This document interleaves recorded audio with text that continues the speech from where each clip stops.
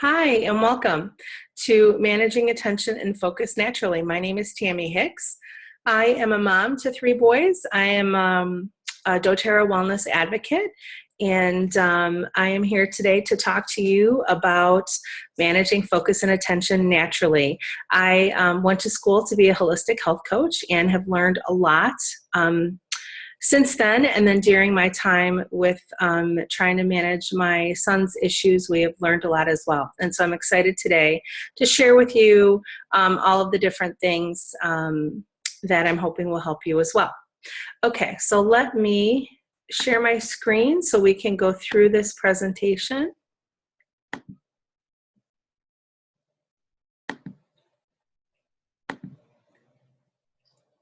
Okay.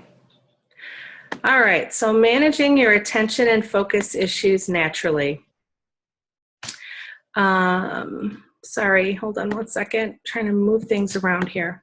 Okay, so again, my name's Tammy Hicks. I'm a wife, a mother, and entrepreneur. I'm a holistic health coach.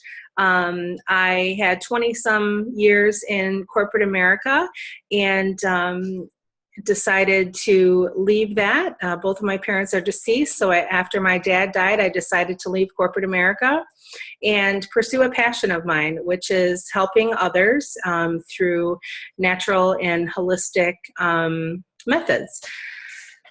I am also a doTERRA wellness advocate, that is essential oils, which we'll talk about in this presentation as well. And those are my three boys on the right-hand side of the screen, ages 17, 14, and 11. So I'd like to take a few minutes and just explain to you how we got started with the managing attention and focus naturally. So my youngest son there, when he was about 3 to 4 years old, was diagnosed with severe ADHD. And as much as I wanted to try to keep things as natural as possible, we just at that time, I didn't have the knowledge to really sort of address it naturally. So the things that I did try, unfortunately, didn't work, and we ended up medicating him. And, he was medicated heavily for 6 years. By the age of 10, he was taking 8 pills a day to manage his attention, focus issues, hyperactivity, but also to manage the side effects of the medications that he was taking. So restlessness, the inability to really sleep, the inability to, want to eat or have an appetite. So a lot of side effects, as you all know, come with medication. So another side effect that really sort of woke us up at 10 years old, he started hallucinating. He just one day said, "Mom, I'm seeing things that aren't there," and that scared the heck out of me. So after we took him to the doctors and they did brain scans and everything else and everything came back normal, I decided that it was time to kind of stop the madness. And we decided to take him off all of his medication. And that was a really scary thing. And it was an exhausting thing. The first, week was a mess. I mean, it was just horrible. He was not sleeping. He was bouncing off the walls.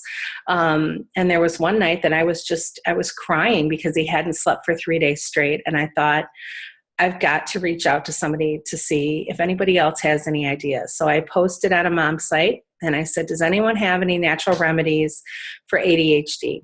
And another mom said, hey, have you tried essential oils? And I had never heard about essential oils being used for anything other than massage when I get a massage. And so at that point, I thought, I'll try anything at this point. So I picked up some essential oils from this woman and put them on my son, and he fell asleep, which I thought was a fluke. And then I did it again the next day and sent him to school. And the teacher, the principal, and the school nurse all called me separately and were like, what did you do to your son? Because he's a totally different child than he has been. He's calm, he's listening. And so that's when I thought there might be something to these essential oils. So that started down the journey for me really figuring out how to best help my son without the use of synthetic chemicals and prescriptions that are actually harmful. I'm happy to report that we're almost 2 years later, and he doesn't take anything. He takes no pills. We manage everything with essential oils. His focus, his sleep issues, his attention issues, his hyperactivity. He's gained 32 pounds in 18 months. So he is thriving, happy, healthy. So I could not be happier. And the best part is there are no side effects, which is always a plus. Okay. So let's start with, why is this not working? There we go. Statistics on ADHD. So there's no definitive diagnostic test for ADHD. No blood test analysis, no brain scans, no genetic screening. So it's not easy to tell when someone has the disorder. A lot of times it is just at the discretion of the doctor, sometimes with input from school and parents. At least 11% of school-age children are diagnosed with ADHD. Boys are 3 times more likely to be diagnosed than girls, and the average diagnosis age is 7. And that is really scary because one of the first things that they turn to when you're diagnosed is medication and, stimulants, basically. And so it's sad to think how many kids are running around out there at age 7 on stimulant medication. And nobody studied the long-term effects of these stimulant medications on children. And so I know just in general, stimulants are not good for your heart. They're not good for your brain function over long term. And so it's very scary when you think about that, that there are no tests have been performed on kids. We're basically, the kids are the guinea pigs right now to long-term studies. The first thing I like to tell parents is to look at the whole person. Many times there are coexisting conditions that accompany ADD or ADHD.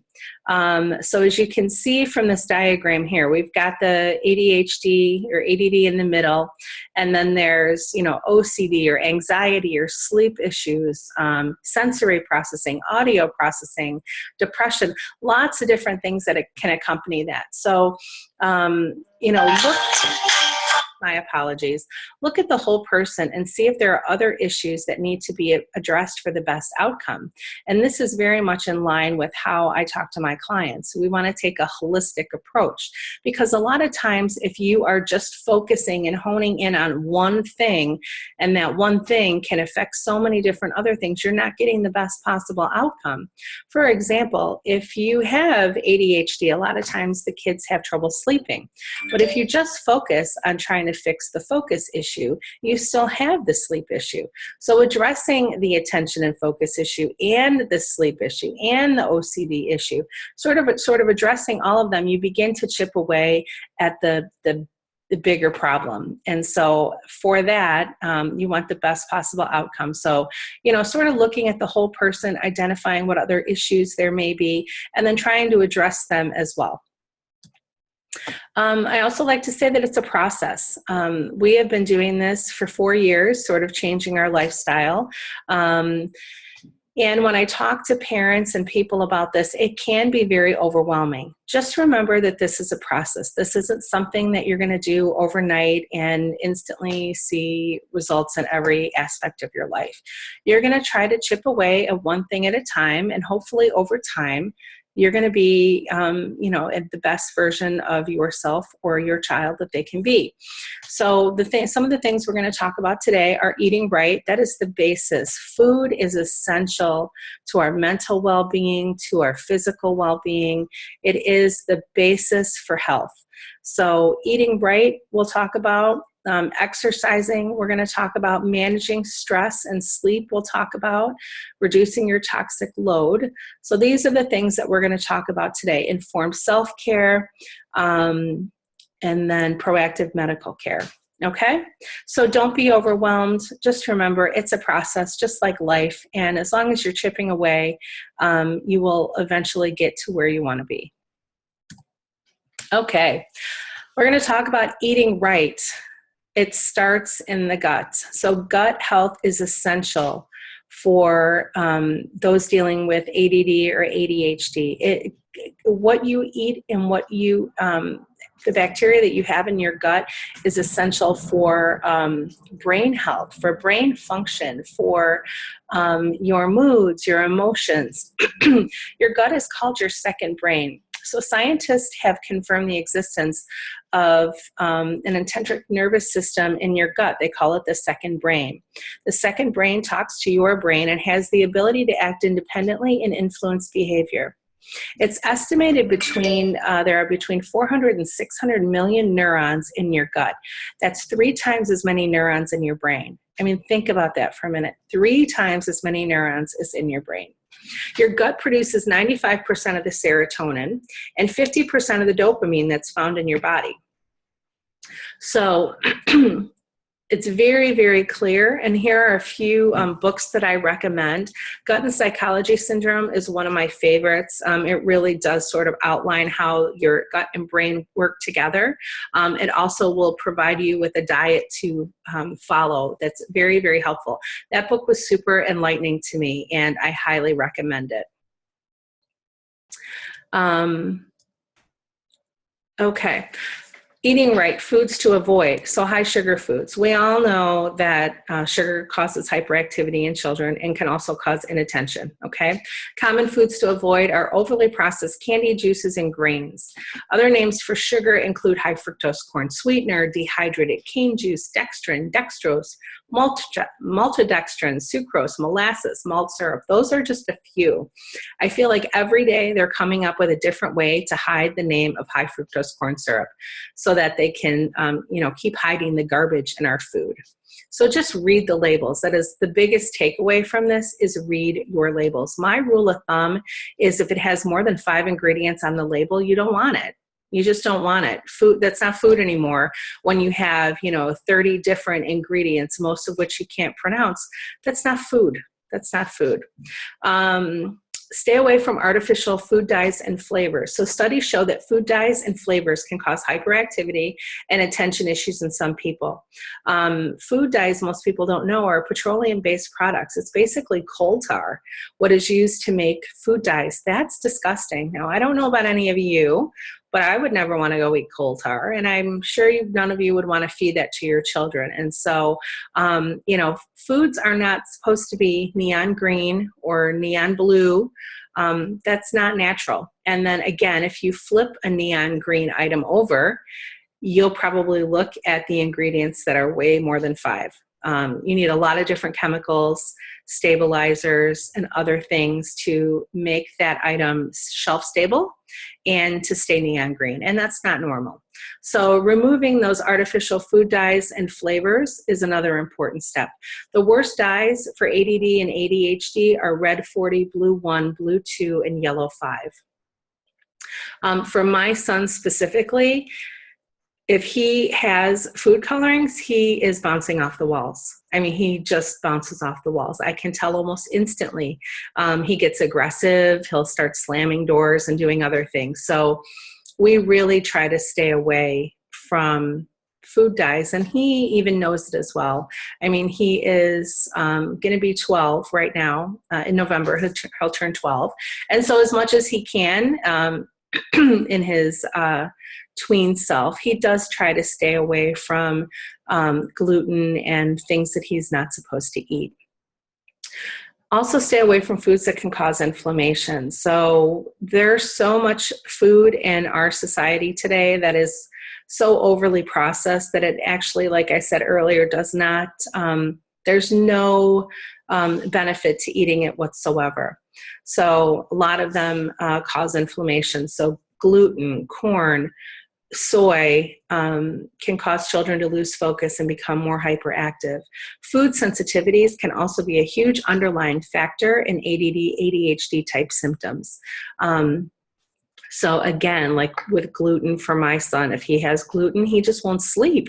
And so I can tell right away when something has affected him or when he's eaten something that he's not supposed to eat. So identifying food sensitivities. Recent studies suggest that sensitivities to certain foods can worsen the symptoms of ADD, ADHD.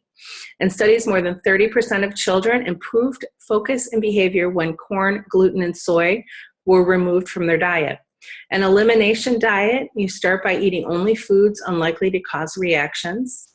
I've listed lamb, chicken, potatoes, rice, bananas. There's a couple other foods there. Eliminate all other foods for 1 week. And if you don't notice don't notice a difference after 1 week, you can stop the experiment because there's no food sensitivities. If you notice a difference, then you can introduce one of the excluded foods each day and watch what happens.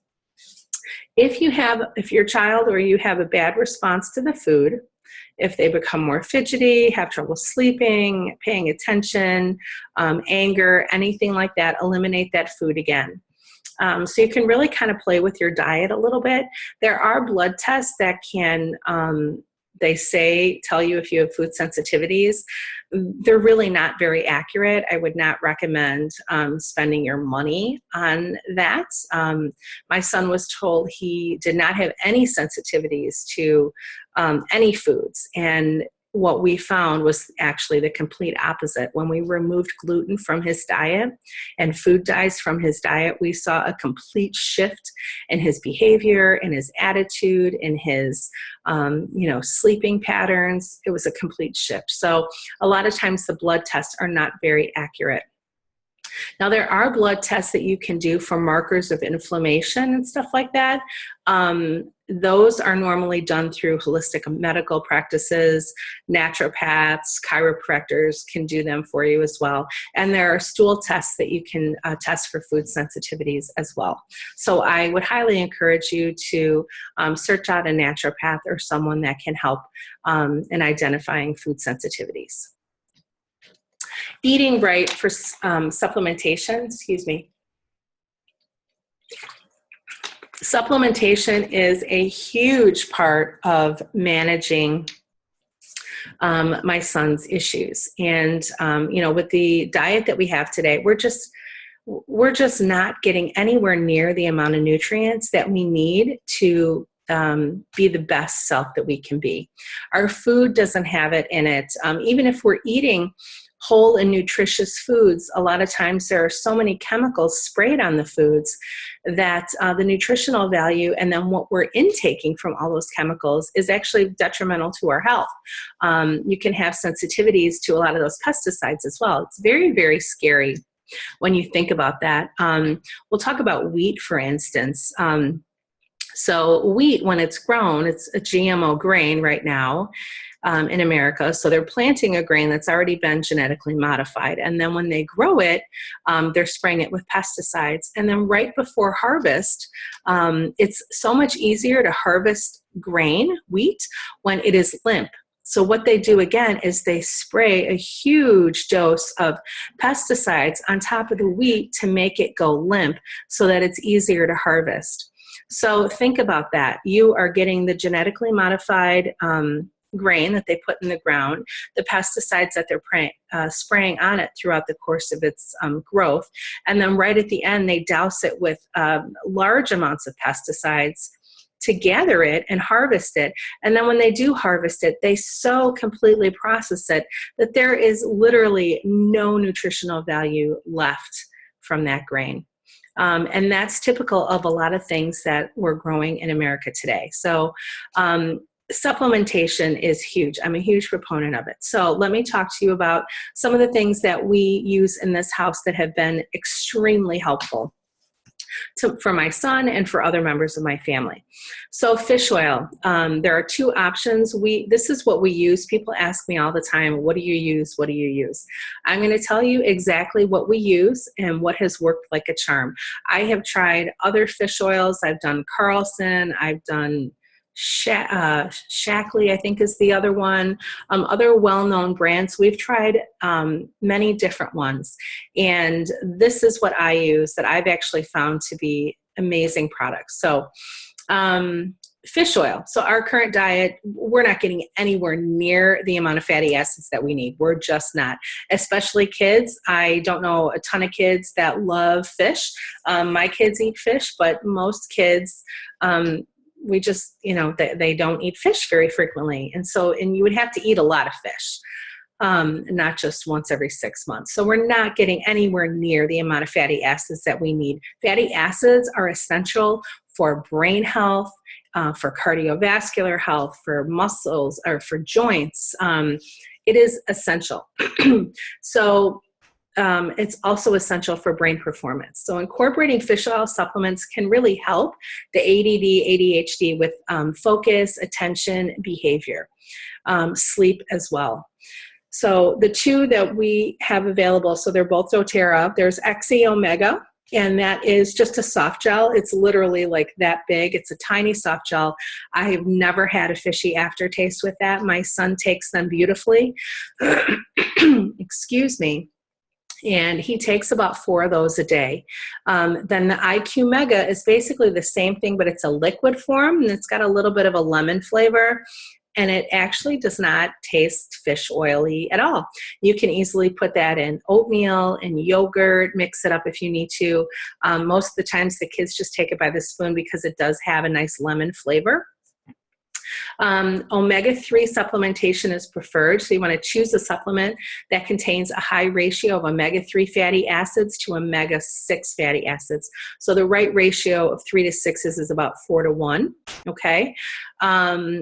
This is something that you should be doing every single day with anyone that has any kind of brain issue, depression, anxiety, sleep issues, Alzheimer's, anything like that. Another way that you can get that in is coconut oil. I don't have that listed here. Coconut oil is another great option. I do coconut oil in my coffee. Coconut oil in oatmeal in the morning is a great way to get that in there. A scoop of coconut oil in a smoothie is another great way to get it in there. So I have a ton of ideas if you are interested in how to include supplements into your child's diet or into your diet without even having them know that it's really in there. So everybody wants to eat stuff that tastes good. Nobody wants to eat stuff that tastes like garbage, especially kids. So as long as you can do things that make it taste good, they'll eat it. Okay, DDR Prime. So I love DDR Prime. This is another doTERRA product. It is a blend of essential oils that help support healthy cellular function and renewal. So what I love about this is that if you are eating foods, right, that are not so good for you, if you put garbage in, your body is producing garbage. So we're cells from head to toe. We're all cells, and what we put in actually determines what kind of cells that we are growing. So like I said, you put garbage in, you're going to produce garbage cells. So what DDR Prime does is it's a mix of oils that generates healthy new cells. And so it's not something that works overnight. It is something that I've noticed a difference after about 30 days. Because it does take a process for your cells to renew. But what it has done for my son, it has reduced the anger, the outbursts, the slamming doors, the aggression. Again, when you've got those unhealthy cells, they're not producing what you optimally need, right? And so replenishing them with healthy cells has made a huge difference. So I highly recommend that as well. And then we're going to talk about PB Assist, so probiotics. As we talked about in the earlier in the presentation, probiotics, gut health, essential for brain health. The two are connected. You can't deny it. Many people try, but a lot of scientists are now coming forward and saying, yes, there is a true connection between the gut and the brain. And so our gut, when your gut flora is out of whack, right? So if you've taken a large amount of antibiotics, if you have a diet that is not the most nutritional diet, you do not have the appropriate gut flora that you need to produce the optimal output that you need. Serotonin, dopamine, 70% of your immune system is in your gut. You really want to take care of your gut. The way to do that is to eat right, okay, which we've already talked about. Lots of leafy greens, fresh fruit, fresh vegetables, not a lot of processed foods, but you can also supplement taking probiotics. One of the things that I love about doTERRA's PB Assist, that's their probiotic, is it's double encapsulated. A lot of times the probiotics, so if you go to Target and buy a probiotic, it's just a tiny little pill or whatever. Most of the time, the probiotics are absorbed in the stomach acid. And so it's already eaten up before you even get it into your gastrointestinal tract. So what I like about doTERRA's probiotic is it's double encapsulated. So you've got a prebiotic on the outside and then a probiotic on the inside. So you're getting the benefits of that pre and probiotic all the way through your upper and lower GI. So all the way through your gastrointestinal tract to get the best output that you can. So that is PB Assist. PB Assist Junior is little packets for kids. And those, it's like a pixie stick. I wish I had some, but my kids have taken them all for the month. It's like pixie sticks. Basically, you can, it's tiny little powder on the inside that you can mix with yogurt or fruit or applesauce or anything like that. My kids just take it back. Like I said, it's like a pixie stick. But those powders in there are also double encapsulated as well. And so again, you've got the pre and probiotic having the ability to make it all the way through your gastrointestinal tract, okay? So it helps maintain healthy gut bacteria. It's amazing products. And again, with the probiotic, it's not something that you're going to see overnight. I would say 30 to 60 days before you really start seeing benefits. But once you introduce a probiotic into your diet, we're talking increased attention, increased behaviors. If you have like psoriasis or eczema or anything like that, any kind of inflammation, a lot of the autoimmune issues today, that's all inflammation. It's gut related. Fix your gut and a lot of these problems are going to go away. We've had the issue with my oldest son with asthma. He's had asthma since he was probably 2 or 3, walking around carrying his nebulizer with him his whole life. We changed our diet. We added probiotics, added fish oils, all these other things. He never uses his inhaler. We were able to fix the problem instead of just putting a Band-Aid on it. So probiotics are huge. The last thing I'll add is Terra Greens. So Terra Greens is a product by doTERRA. For children, a lot of times, parents have a hard time. Parents ask me all the time, how do I get my kid to eat broccoli? And how do I get my kid to eat kale? And how do I get my kid to eat Brussels sprouts, right? So if you haven't started that from early on, if kids are only used to eating white foods, potatoes and chicken nuggets and French fries and stuff like that, it's going to be hard to introduce them to Brussels sprouts and broccoli every single night. I'm not going to lie. It's a process, just keep continuing to offer the foods and eventually they will hopefully develop a taste for it. Your taste buds will change over time. It's just a little bit harder with kids once they have a pattern established of what they've been eating for most of their life. So I continue to tell people, offer your kid the broccoli sprouts, or the Brussels sprouts, the broccoli, the cauliflower, all of that. But in the meantime, until they acquire a taste for that, use Terra Greens. So Terra Greens is basically all fruits and vegetables dehydrated in a powder form and more greens than you can imagine.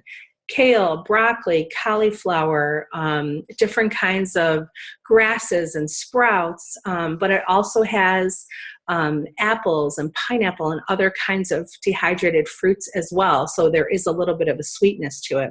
I love Terra Greens. I put it in a scoop in a smoothie with blueberries, raspberries. You can add a little apple juice or some aloe vera juice.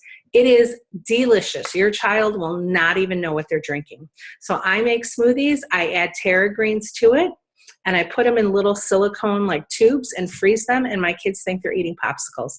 They have no idea what's in it. So again, there are options for how to get these greens into your kids or into your adult if you need. And then again, as long as it tastes good, they don't care. They'll eat it as long as it tastes good. Okay. All right. Eating right, gluten-free eating. I am a huge proponent of gluten-free eating as well. Going gluten-free has done so many things for our family alone, and I've seen it transform the lives of some of my clients. So again, a lot of the way that the grains are raised today, grown today, not raised, grown today, they're genetically modified, lots of pesticides that cause inflammation. Now, people that have gluten sensitivities to the gluten in America, if they go to Italy or Europe or somewhere else where the grain is grown differently, they don't have a reaction. So for instance, if I buy pasta here that was made in Italy, my son doesn't have the same reaction because it's grown differently, not genetically modified, doesn't have the pesticides, and isn't so overly processed. So, but if you're going to do gluten-free, I highly recommend it because it will most of the time calm the inflammation in your body, in your brain, clean your gut out, and just give your body a little time to relax. What I noticed is when we went gluten-free, so many things changed for us. The aches and pains went away, sleep improved, asthma, allergies gone. My one son used to have to take prednisone 2 times a year because his allergies would be so bad his eyes would swell shut. And so removing the gluten, adding a probiotic, adding some more healthier foods allowed their guts and their bodies to just have some time to chill and just really sort of relax and sort of reset.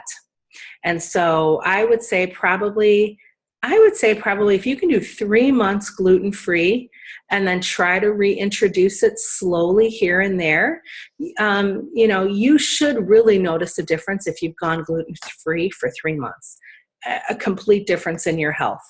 But it is overwhelming. I know it's a big thing to take on. So here are some of the recommendations if you're thinking about going gluten-free. So you would remove all wheat products, so that includes pastas, flour, soy sauces, right? You have to read the ingredients because a lot of things, especially if you're buying prepackaged food and stuff, they will add things in there that contain gluten. So you have to read the labels.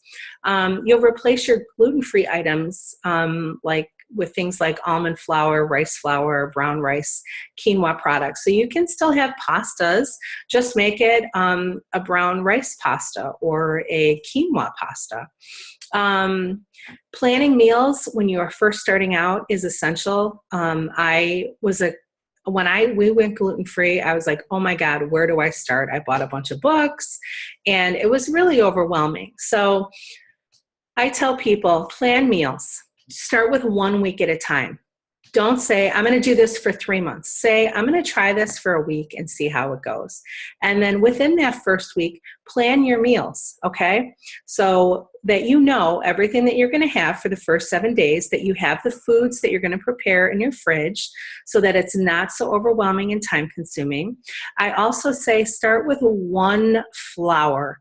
Don't go to the store and buy almond flour, rice flour, brown rice flour, quinoa. Don't do it. I did that and then I was so confused. I recommend starting with almond flour. Almond flour is very versatile. It has a very mild flavor. It doesn't really taste like almonds. It's a great flavor. It's great for breadings and crusting and fillers. I have a lot of recipes on my Pinterest page for gluten-free cooking with almond flour that I'd be happy to share with you. But almond flour is a great one to start with. So buy almond flour, pick out your meals, plan your 7 meals for the week, and then the next week, go after it again and just do it 1 week at a time so it's not so overwhelming. Get some cookbooks, a few of my favorite gluten-free ones. So the gluten-free on a shoestring books, I love them. They're amazing. They're very affordable. They're very easy to use. They provide step-by-step instructions, and they're quick. They're for everyday people like us that just want healthier options to a lot of things that we're used to. So meatloaf and chicken pot pie. There's a delicious chicken pot pie recipe. Soups with dumplings. I mean, just a really good book, couple good books cookbooks.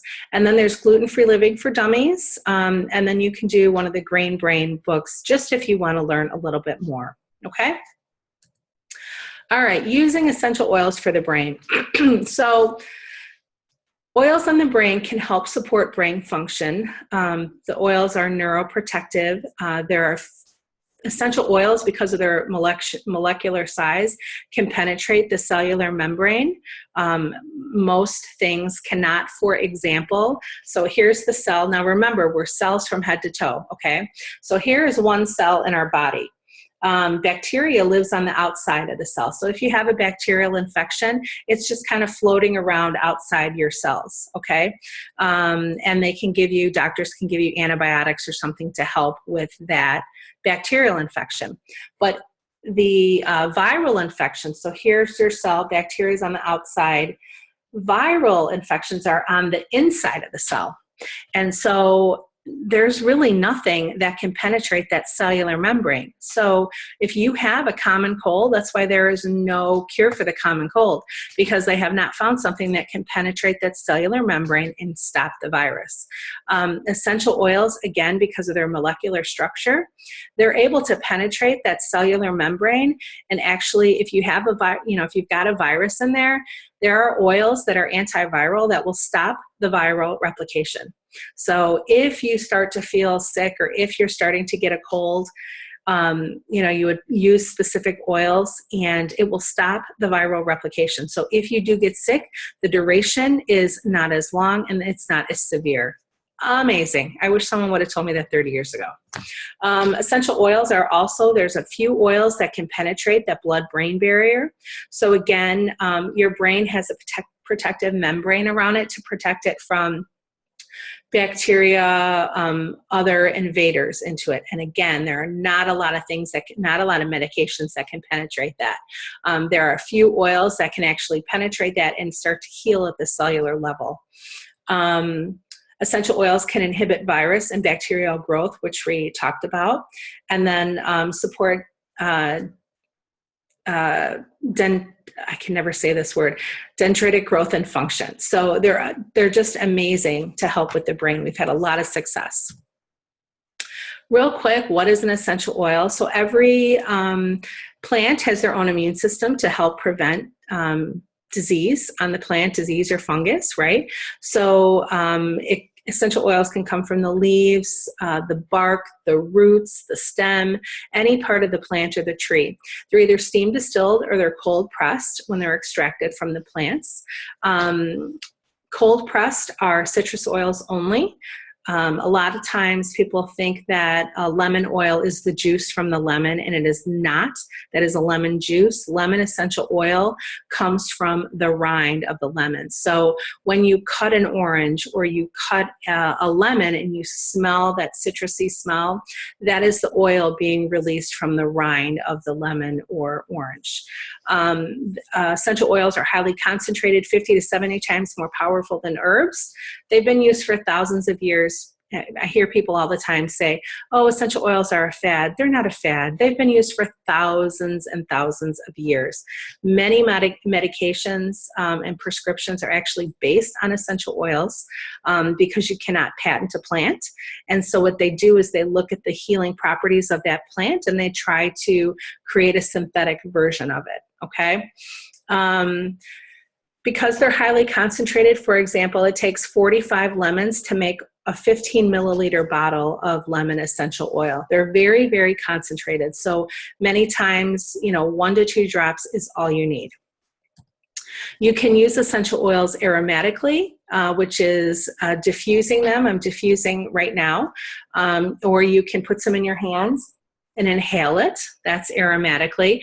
Topically is applying directly on the skin. Anything you put on your skin is in your bloodstream within 30 seconds. And then internally, so you can consume them as a dietary supplement for wellness. When I talk about internally, I am only talking about doTERRA essential oils because essential oils are not regulated by the FDA. And so if you think you're going to go to Walmart and buy a lavender essential oil for $3, more than likely, not even more than likely, 100%, it is a synthetic version. Synthetic lavender can actually be very harmful. So most of the times the oils will say not for ingestion or for aromatic use only, okay? That you don't want that. Our essential oils, the ones that you can ingest, have supplemental facts on them, okay? All right, why doTERRA? Again, not all oils are created equal. There are no standards. Like I said, they're considered supplements. They're not regulated by the FDA. So it's actually a very shady industry. It can say, the bottle can say 100% pure essential oil and really only be synthetics or even just a few drops of essential oil and topped off with a bunch of other synthetic fillers. It's very, very scary. So know your source, know where the oils come from. With doTERRA, there's a lot number on every single bottle, and you can actually go and look up that lot number and get the testing results from that specific batch. That's how passionate they are about purity. doTERRA also, because there are no standards, they third-party test all of their oils 3 separate times in the process from harvest through production. So 3 separate times they will go through and do testing, 6 different testing in the batch, so that it meets their standards, so that there's no chemical residue, so that it is exactly what it's supposed to be. All of their oils are sourced from their indigenous locations. So they're sourcing from all over the world where the plant is native and where it is grown in the perfect climate and the perfect soil, and then harvested at the perfect time. Harvesting makes a big difference.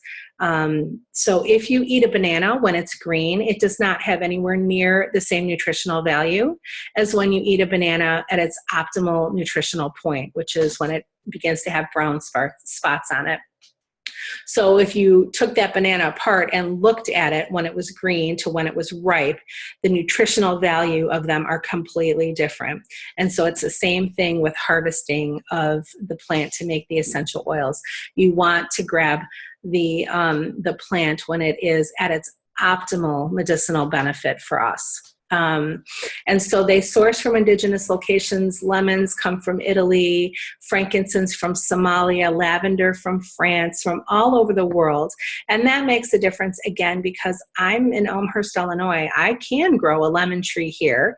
But again, when you look at the chemical profile of a lemon tree grown in Elmhurst versus a lemon tree that has been grown in Italy for 1,000 years, it might look like a lemon, but chemically they're very different, okay?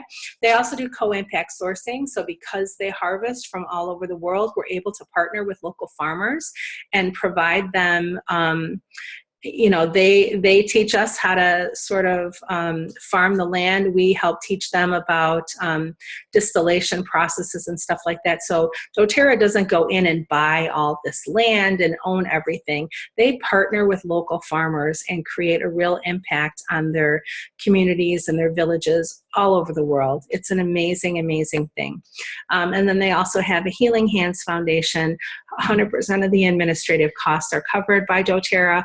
100% of the proceeds go to those that are in need. And they have done things like building schools, building hospitals, providing education for women across the world, building water pipelines for villages that have nothing. So just an amazing company all around. This is why I chose to go with doTERRA, okay? All right, essential oils for focus. These are the ones that I use for my son. So I do a roller ball for him, and I will show you what a roller ball is. So a roller ball is basically something where you can take several different oils, make your own combination. You put it in a ball like this, and it has, you can just roll it on then. And so it's a great way to sort of get a lot of different oils into one delivery method, and especially for kids, the easier, the better it is for them. So I make a blend for my son that he carries with him. He's got one in his backpack, one in his locker, one in his bedroom. for focus. And then he also has some for other things that he uses them for as well. But oils for focus, let's talk Intune. So Intune is a blend that doTERRA has. It's already in a roller ball. It has frankincense, Roman chamomile, sandalwood, I believe patchouli is in there. Lime is another one. Very calming to the mind and to the body. And so when the brain is calm, it's able to focus better. I love Intune. It smells amazing. It has a little woody smell, but then a little hint of citrus as well. It's just a great blend, and I start with that. Roman chamomile is very relaxing, reduces anxiety, reduces stress. It's really very calming for the mind. Vetiver is another one that I love. It promotes focus and concentration. It's a very thick and hearty oil. This is one that I use every day. That is in my son's bottle as well. Cedarwood, again, is very calming and clear. I say cedarwood is like, I call it Vetiver Light. It has a lot of the same properties, just a lighter version of that. Balance I love. It is very grounding. So for my son and for me, my ADD brain, it actually, I have like racing thoughts where I think I got to do this, I got to do that, I got to do this. And then I get nothing done because I've completely forgot what I had to do. And so balance for me sort of takes all of that craziness in my head and just sort of helps me focus a little bit better. Rosemary is known to enhance cognitive performance. It is great for, concentration, memory. Love rosemary. Frankincense is one of those oils that we talked about that can penetrate the blood-brain barrier. It's anti-inflammatory and protective. And then spikenard has calming and relaxing properties. So what I use on my son, I do Intune, I add vetiver, balance, frankincense, and spikenard. And I put that all into a roller ball, and then he can use that whenever he needs to at any point in the day. It's a very easy application method. Essential oils for sleep. Now, again, we're talking about looking at the whole person, okay? So we're just talking about focus. We talked about diet. Now we're going to talk about managing anxiety and sleep issues. So essential oils for sleep. So many of the same regions of the brain that regulate sleep, many of the same regions of the brain regulate sleep and attention. Okay, so a lot of times someone that has attention issues will also have sleep issues and vice versa, okay? Sleep is essential for mental clarity and focus. So when you are tired and your mind is tired and your body is exhausted, it can throw everything else out of whack, right? So when I'm exhausted, I have a hard time concentrating. Sleep deprivation makes people irritable, impatient, less effective at everything that they do. And so finding a way to get good quality restful sleep is important. Strategies that we use to help with sleep in our house include a routine. All of my kids have a routine. Every now and again, we get off the routine, but for the most part, they all kind of go to bed at the same time. They all do sort of the same activities before bed. So it's a routine that they've had for years. Meditation is a great way to relax the mind. So my youngest one, he has an overactive brain and has a hard time sometimes sort of putting the brakes on his brain at night. Meditation is great. Guided meditation forces him to think about something else other than, I want to play with this and I got to do that and I got to do homework and stuff like that. So guided meditation tells him very calmly, very soothing what to think about, guiding him through peaceful images in his brain, and it really calms him down. There are apps that we have on the iPad. There are apps for children, meditation for children, and I just let him listen to that as he's going to bed, and it's amazing. I mean, he gets really good sleep when he's able to just kind of relax his mind. Diffusing essential oils. So we have diffusers in every bedroom and we fill them up with the oils based on that kid's specific need. But diffusing essential oils at night to help with sleep and other issues is a great option because you're able to get the benefits of the oil over the course of the evening. Exercise is essential. People tell me all the time, oh, my kid's hyperactive. Okay, well, what has he done? What does he do every day? Well, he comes home and he watches TV. Well, of course he's going to be hyperactive. He has no avenue to get any of this energy out. Sign your kid up for an exercise, swimming, track, basketball, something where they have to go and exercise every single day to get that energy out. Is you want them to go to school, do their homework, and then send them off to run off energy so that they come home and they got that burst of energy out. They're, ready to eat, ready to calm down, do whatever, but it's, and then that becomes part of their routine. And then limit TV and video time before bed, which can overstimulate the brain. Okay, that's what we do in our house. Sorry about that. Okay, essential oils for sleep issues. So you can use essential oils topically, aromatically, and internally to help with sleep. I recommend oils for sleep: Serenity, lavender, cedarwood, vetiver, Roman chamomile, petitgrain, patchouli, ylang-ylang, frankincense. Those are just some of the normal ones that I would recommend. Balance, you can also throw in there as well. So you can find what works for you. doTERRA also came out with the Serenity Restful Complex. This is a blend of natural products and different essential oils that actually calm the mind and body and help with sleep. They rock. They're awesome. When I take them, I get great quality sleep with no grogginess the next day. And I pair that with Serenity and Balance essential oil in the diffuser, and I am out. So they've been a great addition in our house. I also did give the Serenity Complex to my son during the day before he went to school, just to see if it helped calm him. And it did. So instead of giving him a stimulant, we have been giving him this sort of calming thing during the day, which helps with calming his brain, calming his mood, and that's been very effective as well. All right. So some of the other oils that we've talked about for hyperactivity and mood issues, a lot of the oils, and we say this all the time, essential oils, they don't really have side effects, they have side benefits. So you can use one oil for many different things. And that's one of the reasons I love essential oils. If you, they can be used for so many different things.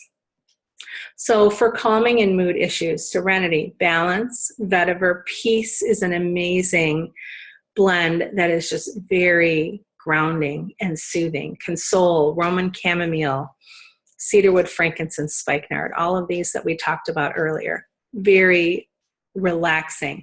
And again, diffusing is a great option. Applying them topically is a great option as well. Inhaling them is another good option. doTERRA also has a blend of an emotional aromatherapy kit that I love. It's the kit that I got right here. So it comes in two ways. It comes in the straight bottles, and then it comes with the emotional aromatherapy touch. The touch is basically in a roller ball, and it has fractionated coconut oil in there, so it's diluted, so it's easy to apply, okay? And it's safe for children as well. So motivate, cheer, passion, forgive, console, and peace all have, you can read them here. I'm not going to go through every single one, but it's an amazing blend for helping to manage emotions with the use of oils. All right, and then topically, where do you apply for the brain? So you want to apply anything brain related. I apply to the base of the neck in a triangle shape and then rub it in. So I do a triangle and then I fill it in and then I rub it in. You want to create the circulation so it penetrates those dermal layers. And then the reflexology point for the brain is the big toes and the bottoms of the feet. And so that's where I would apply for anything brain related. So, sleep, anxiety, depression, ADD, anything like that, I would put in those two spots. Aromatically, benefits for the brain. So aromatically is diffusing or breathing from your hands. Essential oils aromatically affect the brain in the following way. So they bind to receptors through the neuroolfactory pathways and influence neurotransmitters in the limbic system, okay? They can increase oxygenation in the limbic system, stimulating release of the neurotransmitters, and they influence the amygdala in the limbic system of the brain for emotional trauma release. And the easiest way that I can explain this is when you smell, so for instance, when I smell, woods or anything like that, it reminds me of something from my childhood. And so when it goes in and you're smelling it, it can positive a negative response or a positive response. And so the blends and the oils that we have are triggering different things in your brain. And so it associates a happy feeling or a calming feeling or a restful feeling. All right, I hope that makes sense. And then I have a few sleep blends here. I also have them on my Pinterest page as well. Focus and attention blends. Again, I have this on my Pinterest page. You can always email me if you have questions about a specific blend. And then I like to end with this. So the greatest medicine of all is to teach people how not to need it. And that's what I have learned, is that all this medication and all this money that we've spent on trying to find something that worked for my son, what it came down to was diet and something that came from the earth. And so it's amazing to be able to help him and to have him help himself by watching what he eats, some supplementation, and taking these oils that come straight from the earth. Okay, so I know that was a lot of information. I hope you found it useful. Here is my contact information. If you have any questions or anything like that, please feel free to reach out to me, and I will be more than happy to help you or answer any questions that you may have. Okay, thank you so much for listening to this presentation. All right, best of luck to you on your journey to living a healthier and happier life.